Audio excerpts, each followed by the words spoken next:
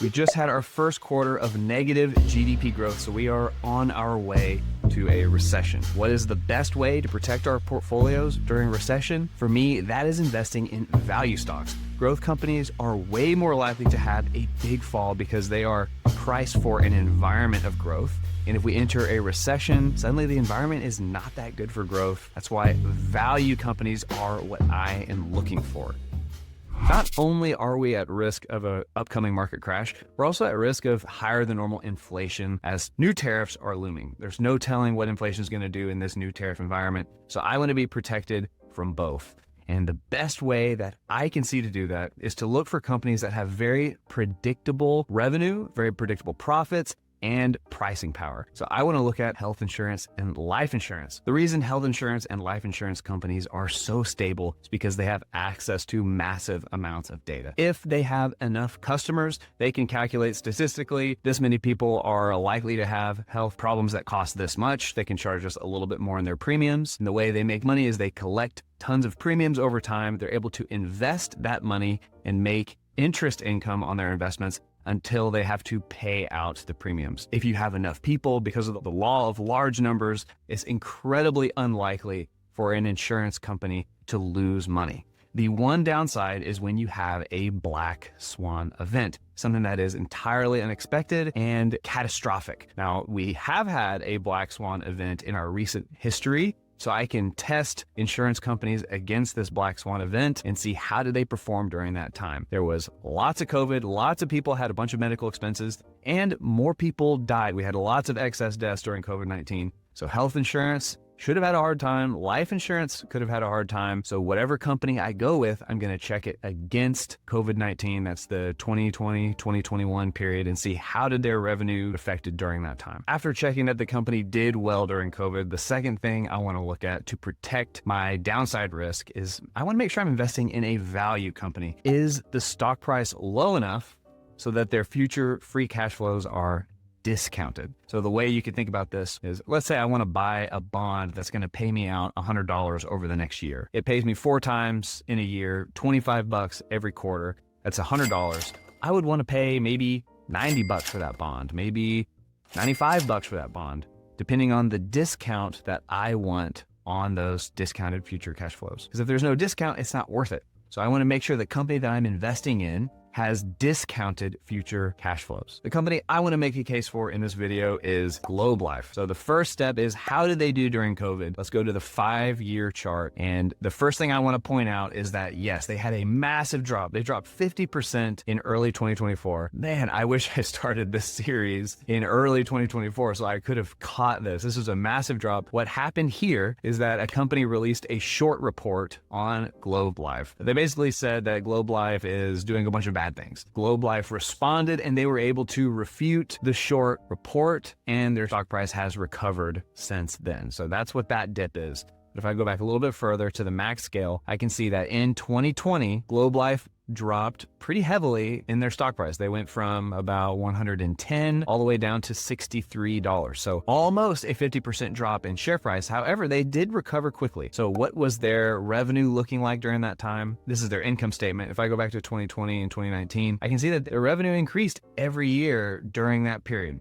Increased by 5% in 2019, 4.5% in 2020, 8% in 2021. So their total revenue looked pretty good. If I go to their bottom line, pre-tax income, we saw a small drop in 2020 from 930 to about 900 million, but then right back up in 2021. So what this tells me is that Globe Life is pretty resilient to black swan events of this kind. If you have lots of people that are having health insurance claims, Globe Life still did pretty strong. Globe Life meets my first criteria. They performed just fine during COVID-19, but now I need to see, what does their current share price, or how does their current share price compare to their future free cash flows? And I like to use free cash flow because that is the sum of money every year that a company is able to reinvest for shareholder growth. So what does that look like? They could pay back debt. They might pay out a dividend. They might acquire other businesses with that cash or expand in some way. They might buy back shares of the company. So there's lots of options, but all of those options come from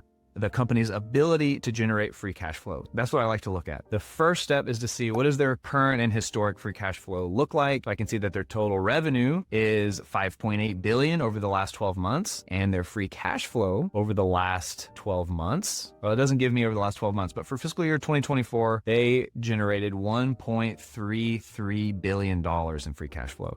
And that is a free cash flow margin right here of 23%. And when I go back, their free cash flow margin historically has been even better. 26%, 27, 27, 30. So whenever I'm looking at the future free cash flows, I like to check what are their future revenue projections.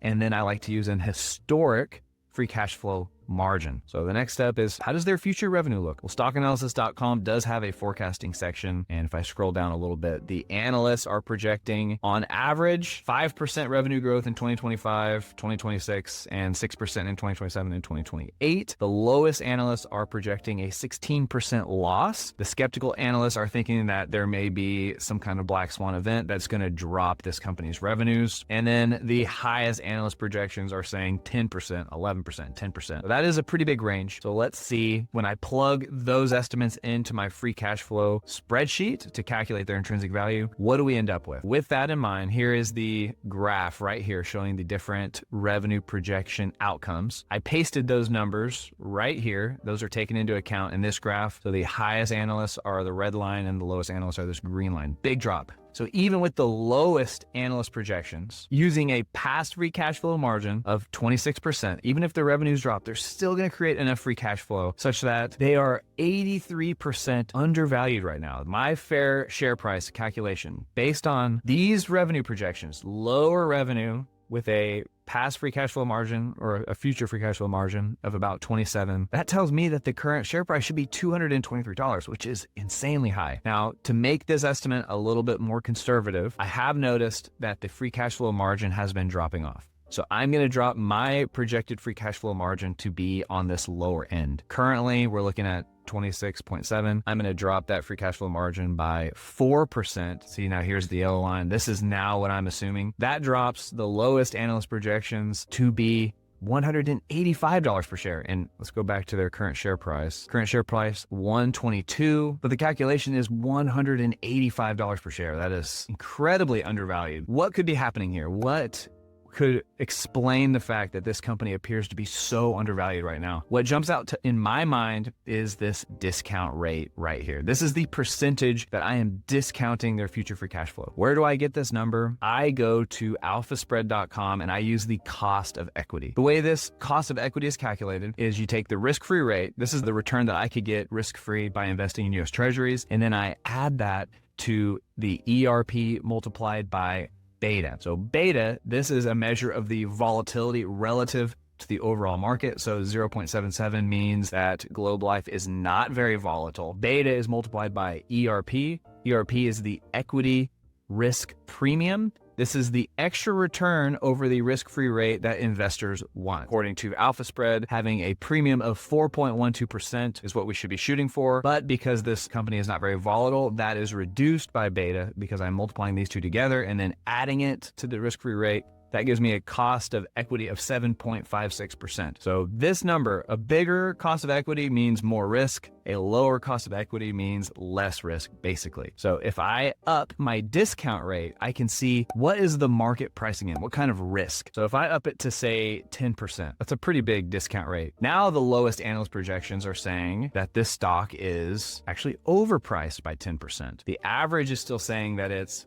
way underpriced, but you can kind of see that the market is pricing in a greater discount rate because there is a perceived higher probability of a black swan event in the future. We've got war in Ukraine. We've got potential war between India and Pakistan. China is always threatening to invade Taiwan. So there's lots of risks out there. We've got a risk of a market recession, and that also carries a risk for insurance companies because if a lot of businesses go out of business, then they shut down their healthcare plans for their employees and their life insurance plans. So that would also be a hit. So there's lots of perceived risks out there. How can I be sure that Globe Life is still worth the risk? Well, the next thing I want to do is I want to create my own projection for future revenues and play with the numbers and see what kind of future revenues would be worth it in combination with the discount rate to make this share price still undervalued. So currently I have 4% in there for the next 5 years. This projection right here is not using the analyst projections. It's using my own revenue projection, which currently is 4%. Where do I get that? In this case, I like to use the company's own revenue guidance.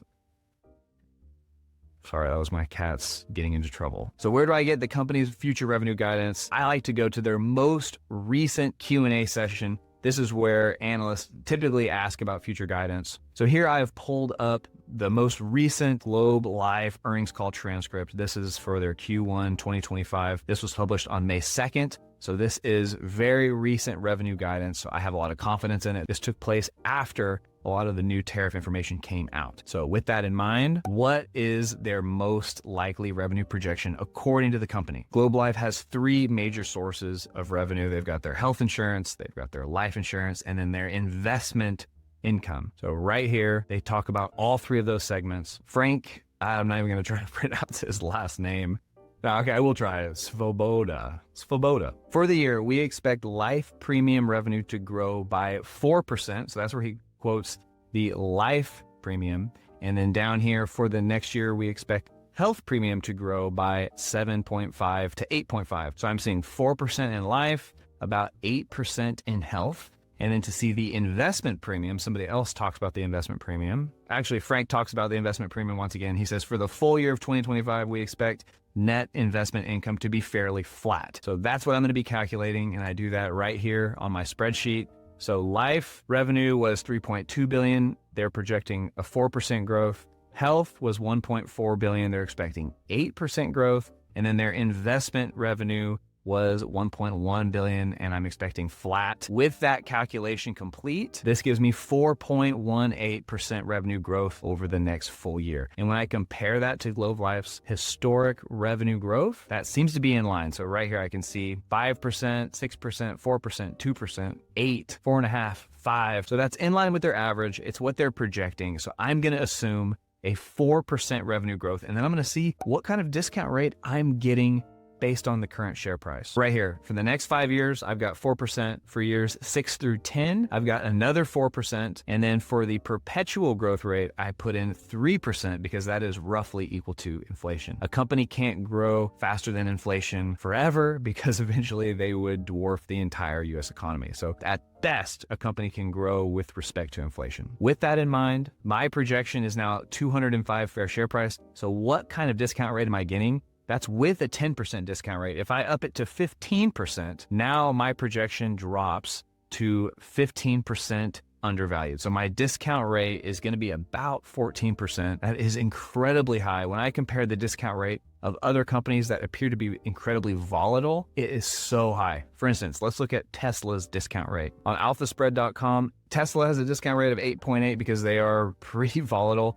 The one that I've seen that sticks out to me that's higher than Tesla is NVIDIA. Theirs is 9.62. I have not seen a discount rate in all the companies I've looked at on AlphaSpread. I have not seen a discount rate higher than 10%. So the fact that I'm getting a 14% discount rate on Globe Life, assuming that their free cash flow margin continues to stay low around 23%, and they get 4% revenue growth, to me, this company looks like a grand slam. Globe Life is so undervalued. They've got incredibly safe price protection for me, and I love the way that they spend their free cash flow. If I go to Globe Life's cash flow statement right here, I can see that their operating income for 2024 is about 1.4 billion. That's been their operating cash flow for the last 5 years, roughly. And how do they spend that money? They have been putting an extra 400 million, 700 million, 800 million into investing in securities. That's been increasing their investment revenue over time. They also put a lot of money into repurchasing common stock, and they put a little bit of money into paying dividends. With that, I'm seeing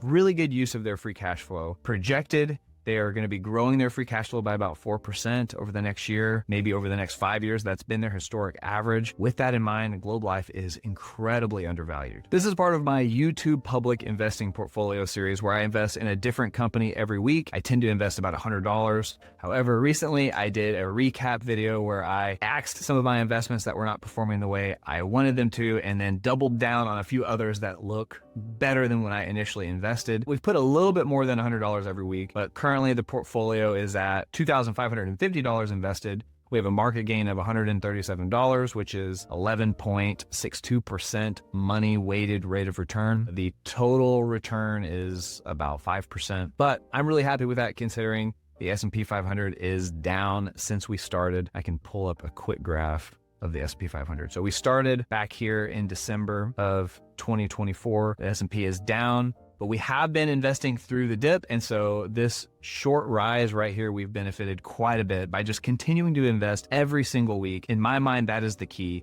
is no matter what happens in the market, just continually put at least a little bit of money in the market. It doesn't matter how much, just keep the habit of investing regularly. And as you make more and more money, then you'll be able to up the amount that you're able to invest every week. To split these up by the ones that are up versus down, the majority of my investments are currently up. Like I said, I left 2 investments that were down, so keep that in mind. I did have 5 in total that were down, I believe, or 6 maybe at the time whenever I did that video. But my worst 3 investments right now are Google, Akame, and Simply Good Foods. All 3 of these I still have very high conviction in. I feel like these are great companies. They're just currently down. This is a long-term investing approach, so I'm not too concerned with how a company does in the short term. The only reason that I am leaving investments is because of new information that comes out, or things that I didn't consider when I initially invested that had I considered, I wouldn't have invested. So those are companies that I sold out on. And the rest of these, I'm really happy with. My best one so far is Hims. It's up 102%. And I really have a high conviction in Crocs. That's why Crocs, I believe, is my biggest holding at $362. I've doubled down on Crocs twice, so really happy with Crocs. Even though I generally do not like to sell companies during a market recession, I do make exceptions. You can see that in this video right here. Cheers.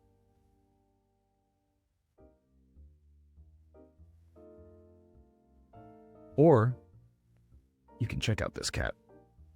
Look at that. That's a good cat. It's a solid cat.